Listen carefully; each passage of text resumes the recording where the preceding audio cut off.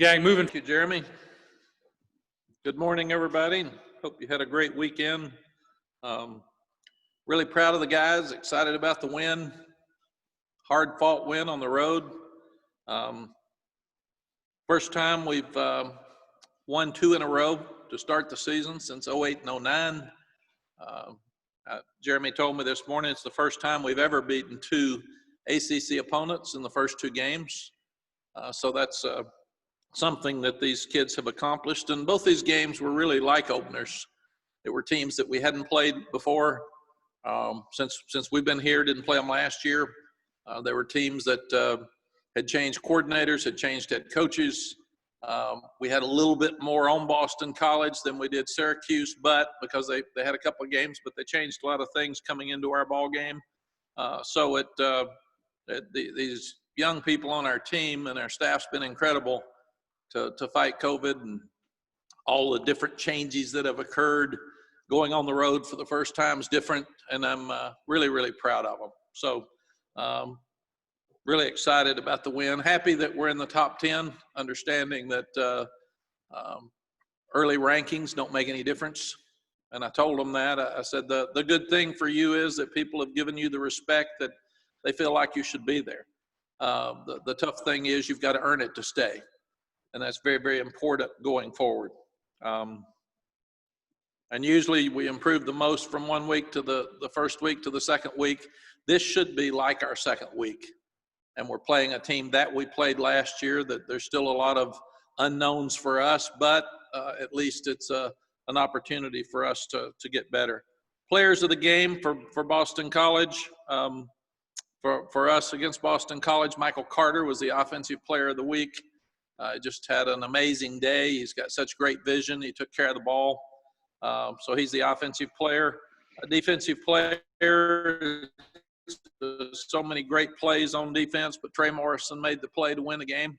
So that, without question, at the end. And special teams player of the week is Jonathan Kim because he's 11 for 11 kicking it out of the end zone. So he's taken away the threat of a kickoff return right now, and he's a real weapon for us. Defensively, a lot of the guys played well. Chaz Surratt played well. Tyrone Hopper played well. Tamon Fox, Tamari Fox, Jeremiah Gimmel. So many guys up front were physical, but they threw us a curveball. We thought they'd line up and be physical and run Bailey, the big running back, a lot during the ball game. And we had we worked on 5 defensive linemen all week and 4 defensive backs, and then they come out and throw the ball 56 times. So it caught us completely off guard. It's not at all what we thought.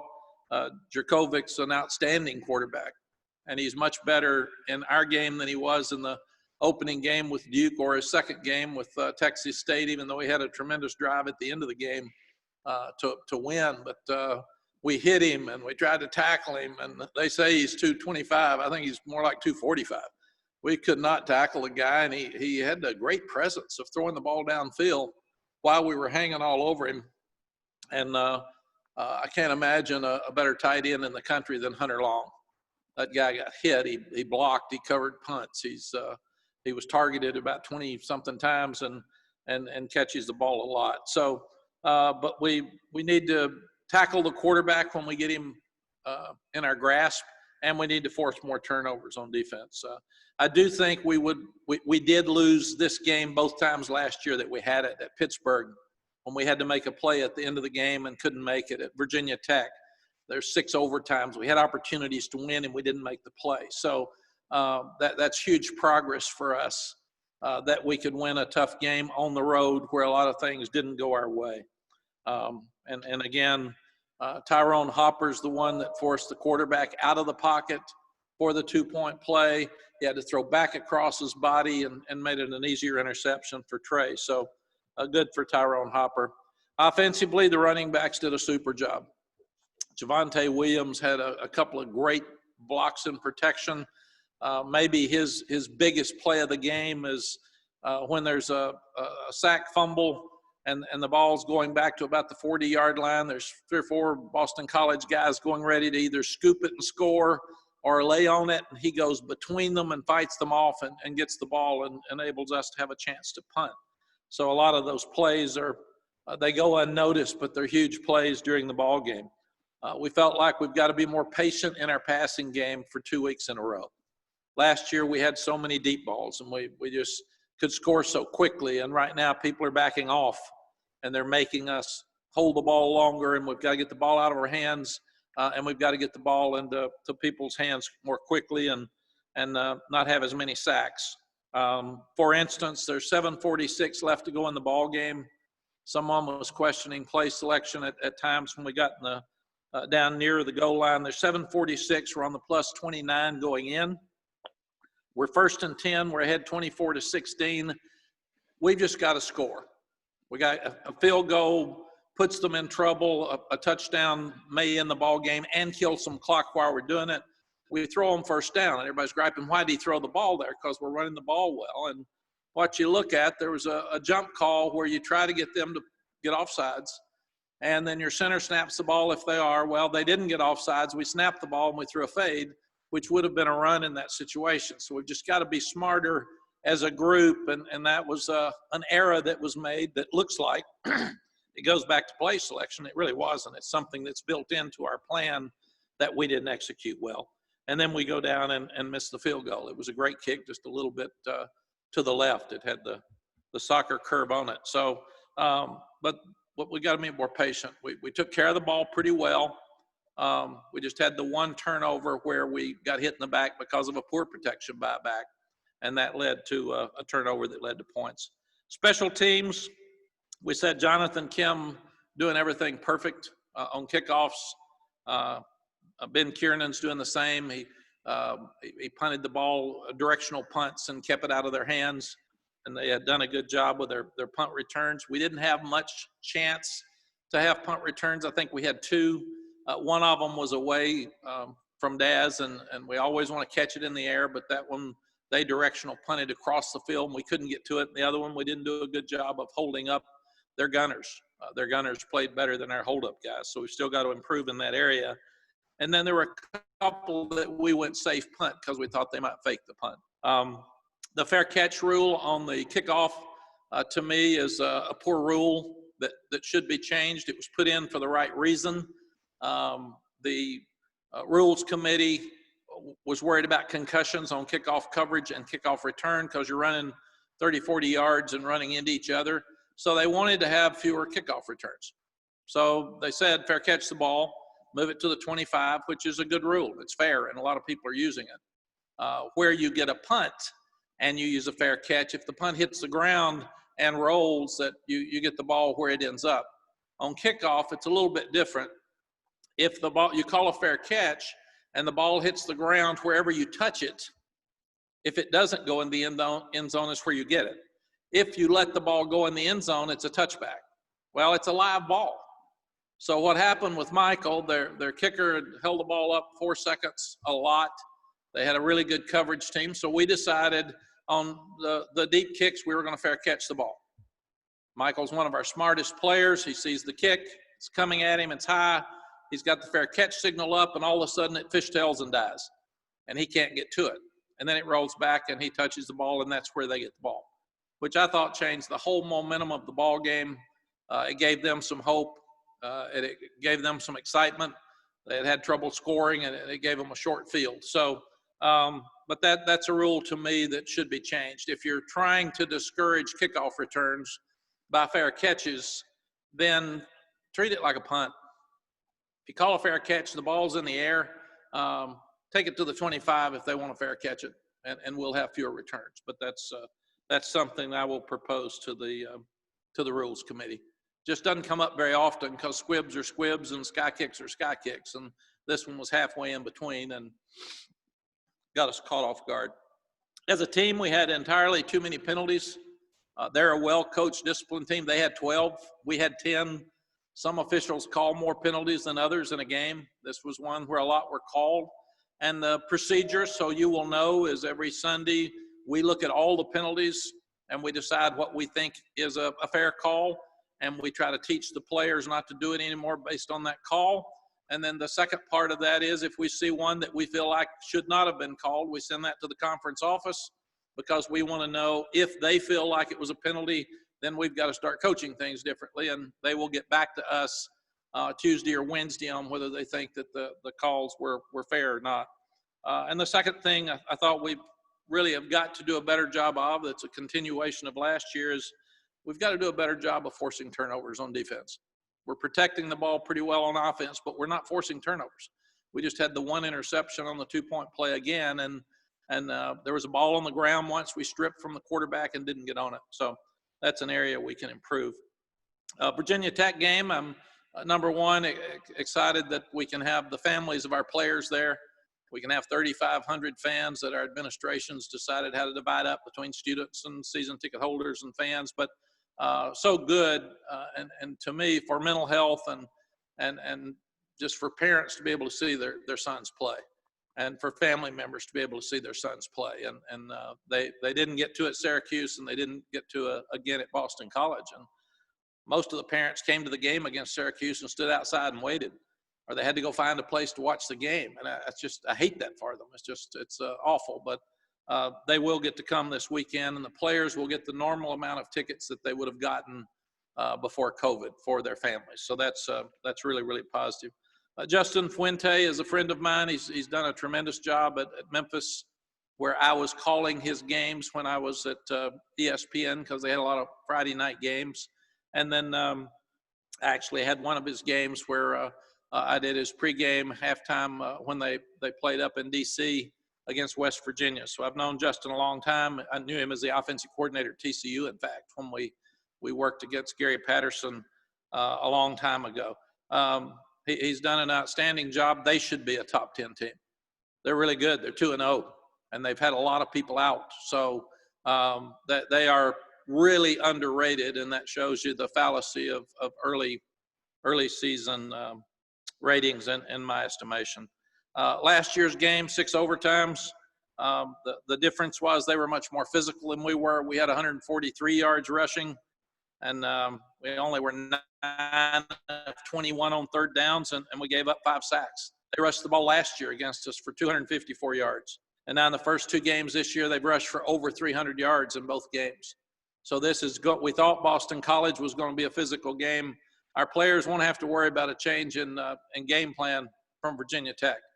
They're really good, and they'll line up and they'll run the ball. They're physical on offense. They've got 3 good quarterbacks that can run it and throw it. And Khalil Herbert, their transfer from Kansas, he's gotten 316 yards in 2 games. He's averaging 12 yards per carry. I've never seen anything like that. It's unbelievable. And this guy's he is a great player. He's a lot of fun to watch. And then they've got the big, tall, fast wide receivers. And their defense is very similar to what it was. They're going to be very aggressive. They're going to disguise a lot. They're going to come after you. And just 3 players that I just remember standing out from last year is Rashard Ashby, number 23. He's huge. He's an outstanding player as middle linebacker. Number 5, Gerard Hewitt, a big defensive lineman that knocked us around last year. And number 8, Emmanuel Belmar, defensive end. All 3 of those guys are NFL superstars in the future.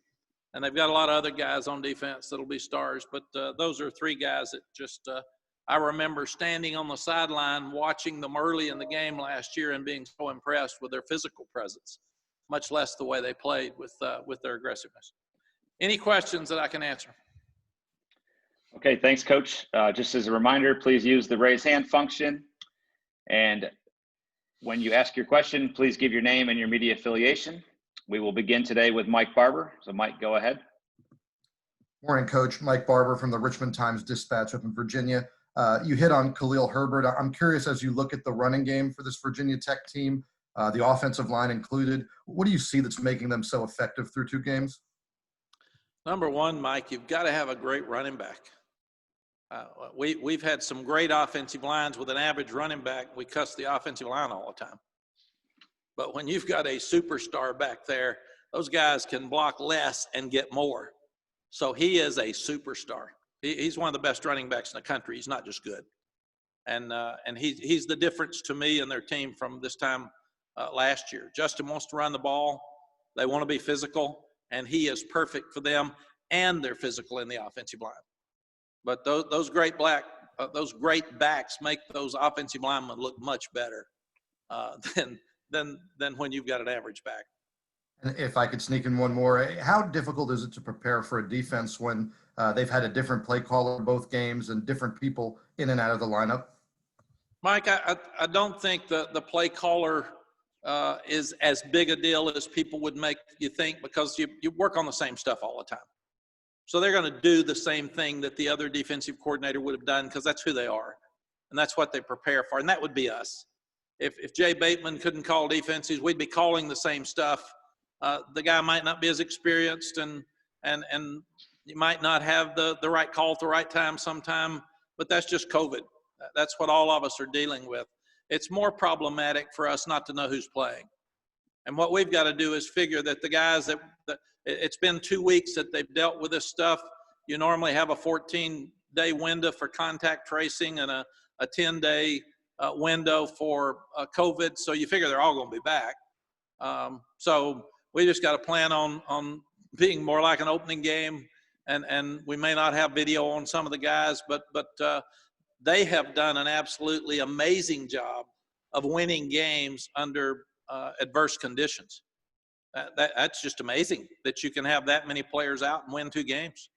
I can't imagine us having that many out. I can't even fathom what your depth has to look like, what your special teams has to look like. So Justin's done an amazing job of managing those ball games with lack of people playing.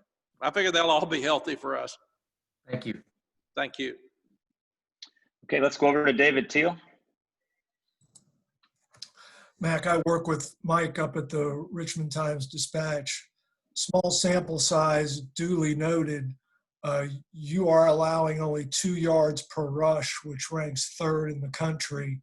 To what or to whom do you attribute your success in defending the run thus far? David, the first thing was the first 2 opponents we've had, Syracuse had a rebuild offensive line and 2 backs opt out. So they had to try to throw the ball, and there were a lot of sacks in that game. And then secondly, Boston College didn't try to run it. I think they had 9 rushes, and we had some sacks. So I think our big test against the run is going to be Saturday for the first time. I thought it would have been at Boston College. I was really concerned. They've got 4 offensive linemen back that from last year that started, all of which got some awards in the ACC for their performance. And they have Bailey, who was 240 pounds. We really thought we would see him just try to pound us. And I think it's obvious what Virginia Tech's going to do. I mean, for 2 weeks, they've rushed for over 300 yards. If you rush for over 300 yards, you're usually going to win the game. And in fact, in my career as a coach for 32 years as a head coach, most of the times when we've outrushed the opponent, we've won the game. I think maybe only 3 times at Texas when we outrushed the opponent, we lost the game, and it was usually turnovers or a real close game. And that's what the big challenge for us this weekend is.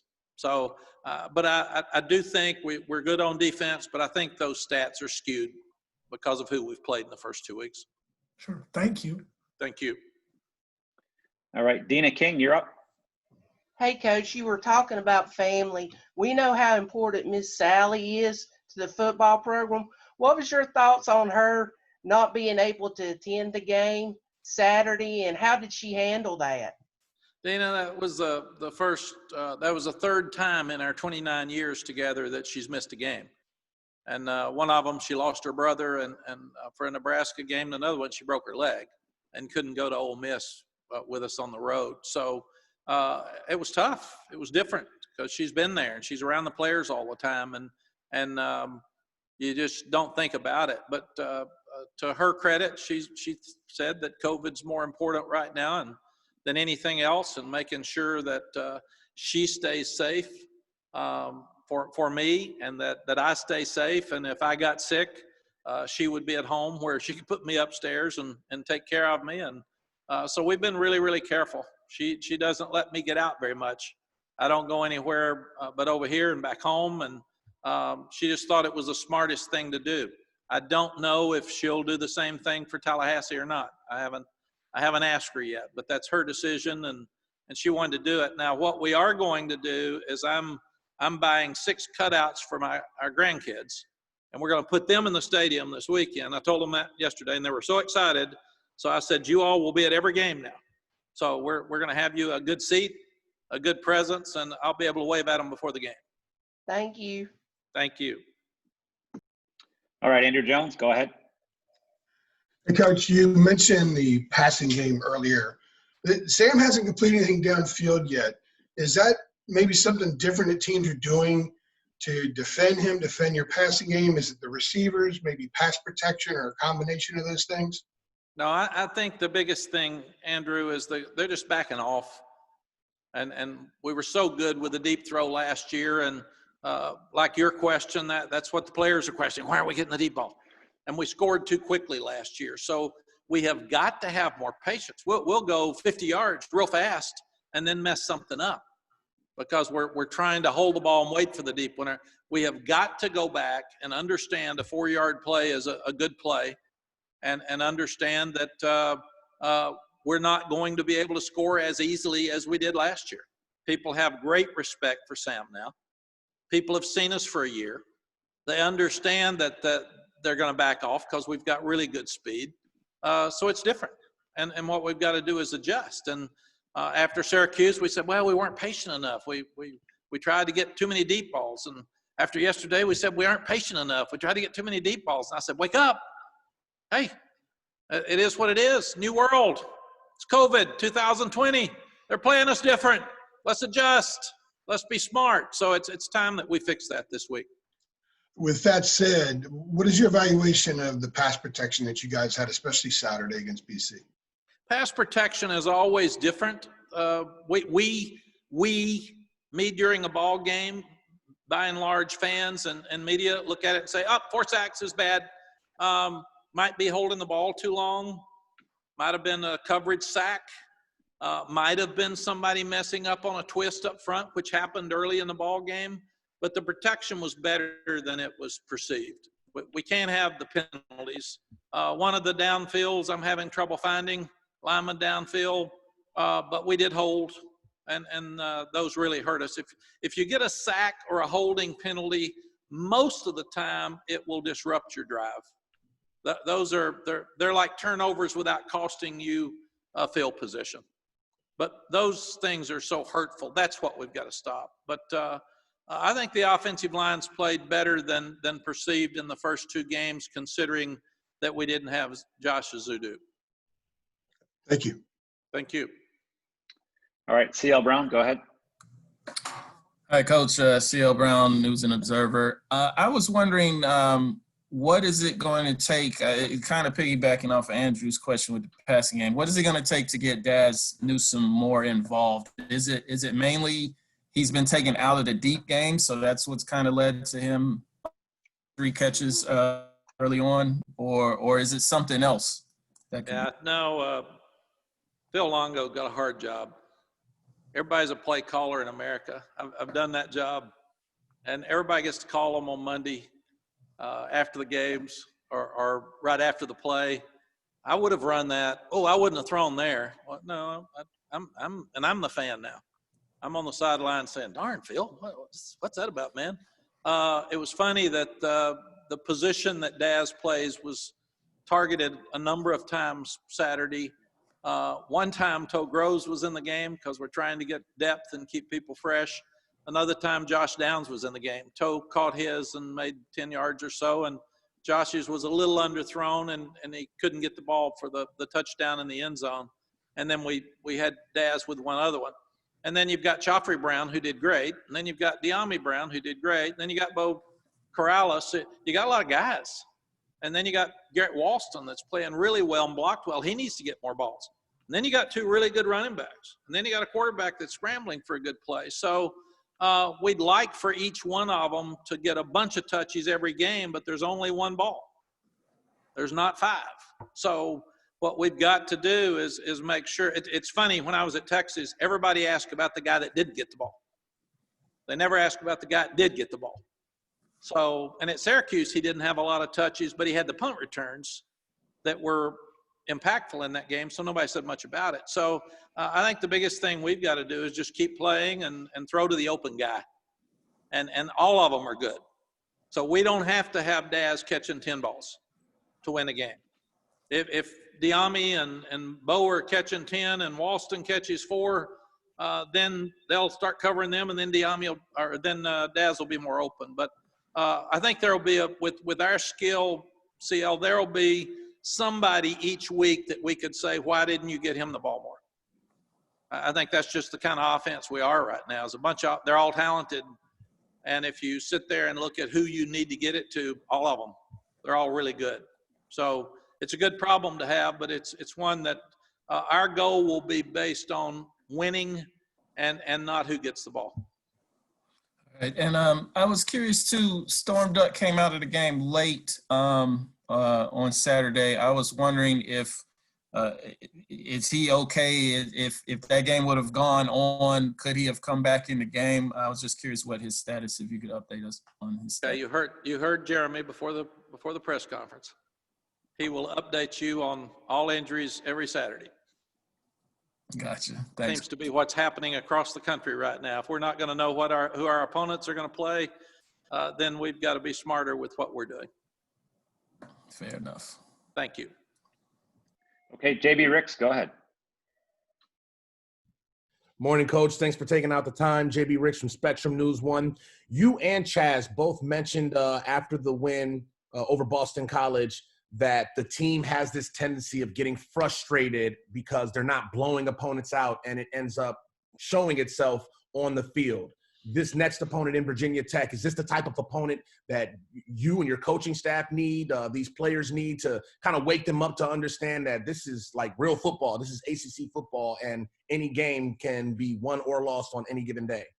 Yeah, JB, it's a good thought. It's football coaches modern day need to be psychiatrists and psychologists more than football coaches. You think about all we're dealing with in our world. And these guys are between 18 and 22 years old. And they hear from a 7-win bowl game how great they are, but they don't get to practice. They don't get to get any better. And then they get in a game against Syracuse, and people hated the first half and loved the second half. And then they don't get to play against Charlotte, so they got 21 days off. And people are talking about how good they are again. Then you're supposed to blow this Boston College team out based on a game with Texas State that they didn't play very well. And what I tried to talk to the team and staff about yesterday is, let's worry about us. Take all distractions out. Don't read. Don't listen. For somebody to tell you that this team is bad and you're good, it's not the best team that wins on Saturday. It's the team that's the best that day. Let's go back to the lessons we talked about last night. Louisiana Lafayette beats an Iowa State team in Ames 31-14. That Iowa State team goes to Fort Worth and beats TCU the second week. That Iowa State team beats Oklahoma the third week. The same one that got beat 31-14. Then TCU goes and beats Texas. I mean, it's crazy. Mississippi State kills LSU. We all say Heisman Trophy quarterback. Leach is going to win the SEC. They're what a great team, man. This is unbelievable. They get beat by Arkansas, who's lost 20 straight SEC games the next week. Central Florida, young quarterback comes out and says that we're the best team in Florida, loses to Tulsa, gives up a 22-3 margin in the second half. So this has gotten down to the craziness of college football anyway, the craziness of these young people, but even more COVID.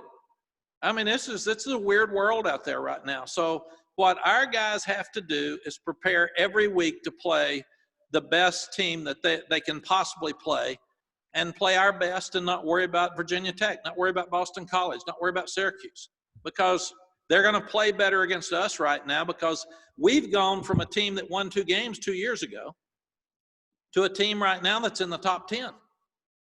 We haven't done this before. We're learning how to win. We're learning how to handle all this stuff. And it's a good thing.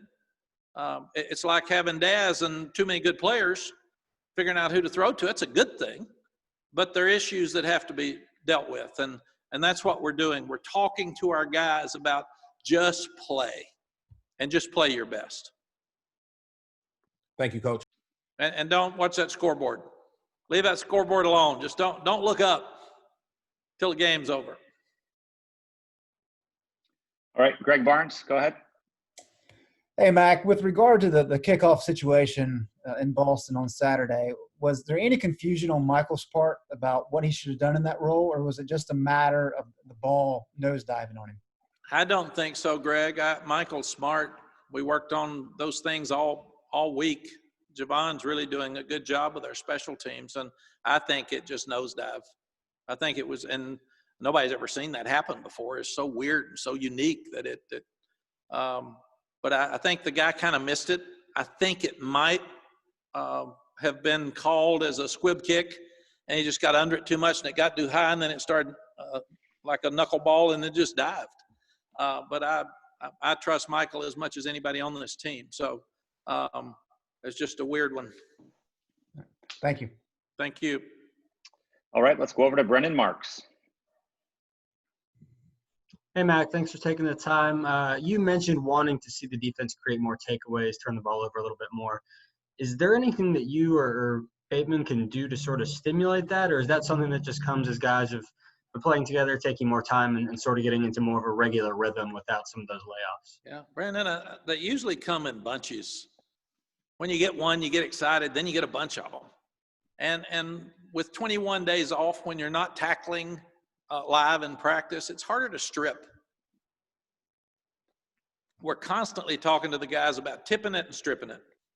If you can stop the run on first down, get them backed up, get after the quarterback, make him throw you some balls.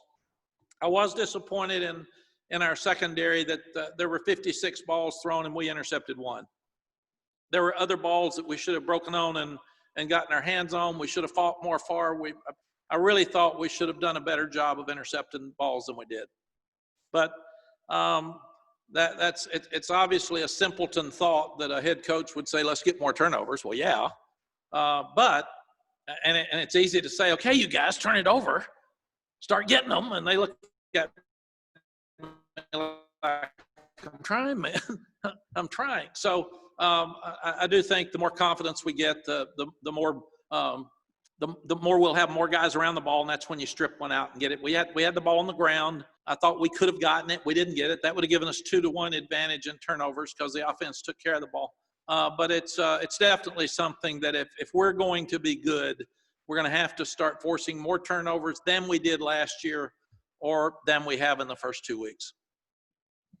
Is that also something where, just based on the different styles of offense you've played, expecting Virginia Tech to maybe be a little more ground heavy, that's something that you can emphasize a little bit more this week, is trying to highlight those strips and potentials to knock the ball loose? Well, it is, but regardless of the offense, somebody got the ball. So take it away. Take it away. We can make excuses all we want, but the truth is they're trying to keep it and we're trying to get it. And the one that does the best job between those two is probably going to win the game. If you usually look at most games, the team that runs it the best and has the fewest turnovers usually wins. This game is not complicated. People are. Thank you, Coach. Thank you. All right, Coach. That's all we've got for you today. We appreciate your time. Thank you, folks. You have a great week and enjoy Phil and Jay. Thanks, Coach. Ask them all the hard questions now. You saved them. So come on, Phil.